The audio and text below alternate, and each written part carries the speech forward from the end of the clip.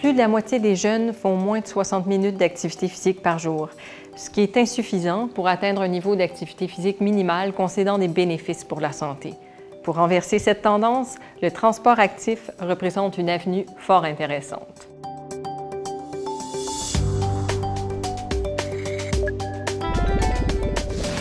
Le transport actif et sécuritaire, c'est simple. C'est toutes sortes de déplacements où l'énergie motrice est apportée par un individu qui se déplace pour un motif utilitaire, c'est-à-dire qu'il part d'un point A, par exemple sa résidence, pour se rendre à un point B, qui pourrait être par exemple l'école. Des exemples de transport actif et sécuritaire, il y en a toutes sortes. Ça peut être simplement un enfant qui se rend à pied à l'école tous les jours. Ça peut être aussi de se rendre au parc à vélo en famille. Se rendre au parc en vélo en famille, c'est une bonne façon d'apprendre à un enfant à rouler sur la rue parce qu'on a le temps de se rendre, on s'en va simplement s'amuser au parc, donc on roule à la vitesse qui nous accommode. On a donc le temps d'enseigner la bicyclette à l'enfant. Ces solutions simples sont efficaces pour augmenter la dépense énergétique quotidienne et le niveau d'activité physique des jeunes. En théorie. Dans les faits, 80% des enfants du primaire habitent à moins d'1,5 km de l'école, mais seulement 1 sur 3 s'y rend à pied ou à vélo. Au secondaire, c'est 1 sur 10 qui utilise le transport actif. Alors, pourquoi le transport actif a-t-il chuté de 50% en moins de 30 ans? Il faut savoir que les deux principaux facteurs qui influencent les déplacements actifs et sécuritaires des jeunes sont la perception qu'ont les parents de la sécurité de leur quartier et la présence de parcs, de pistes cyclables et de corridors piétonniers. Voyons cela de plus près. Les modes de déplacement actifs et sécuritaires permettent aux jeunes de créer des liens avec leurs pairs, de mieux s'intégrer socialement. Le transport actif et sécuritaire permet chez les jeunes de développer leur autonomie et leur sens de l'orientation. Parce qu'un jeune qui se déplace fréquemment à pied ou à vélo apprend beaucoup mieux à découvrir son environnement et apprend aussi à développer son sens de l'orientation pour mieux se repérer dans son espace. Plusieurs parents perçoivent, à tort ou à raison, que leur quartier n'est pas sécuritaire. Ils ont alors le réflexe d'interdire à leurs enfants de se déplacer seuls à pied ou à vélo et même de jouer dehors. Il faut les conscientiser des moyens mis en œuvre pour rendre sécuritaires les trajets vers l'école, les parcs ou les terrains de sport afin de modifier leur perception des dangers potentiels.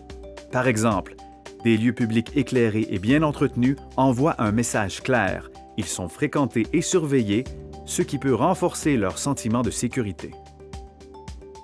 Les écoles primaires peuvent organiser des autobus scolaires pédestres, aussi appelés pédibus ou à vélo. Accompagnés d'adultes et de jeunes leaders, les jeunes marchent ou pédalent en groupe pour aller et revenir de l'école. L'enjeu est important parce que les jeunes qui adoptent un mode de déplacement actif et sécuritaire pour se rendre à l'école et en revenir sont globalement plus actifs que ceux qui font ces trajets en voiture.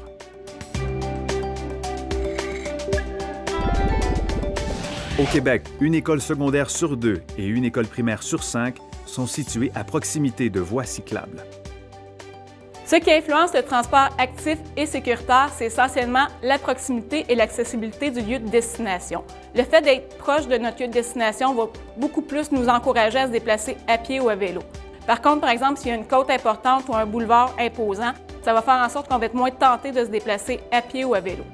Finalement, la présence d'aménagements tels que des trottoirs, des voies cyclables fait en sorte que la population va être plus encline aussi à se déplacer à pied ou à vélo fréquemment pour leurs déplacements quotidiens. L'environnement physique joue donc un rôle déterminant dans ce choix.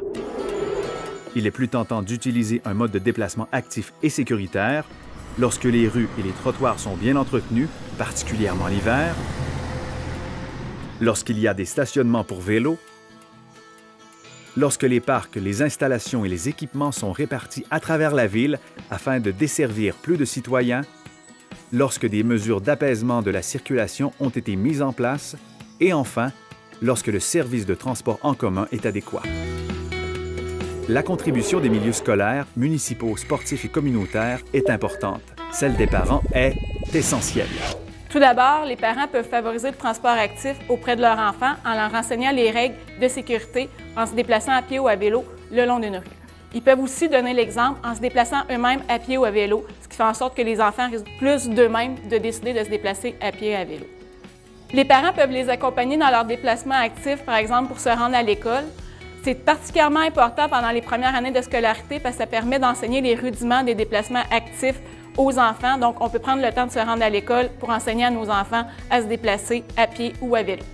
Ou encore, on peut simplement permettre aux enfants de s'amuser plus régulièrement à l'extérieur, de se déplacer activement pour se rendre à destination. Des fois, le simple fait de rappeler aux enfants qu'ils peuvent se déplacer à pied ou à vélo permet de développer cette habitude-là chez eux.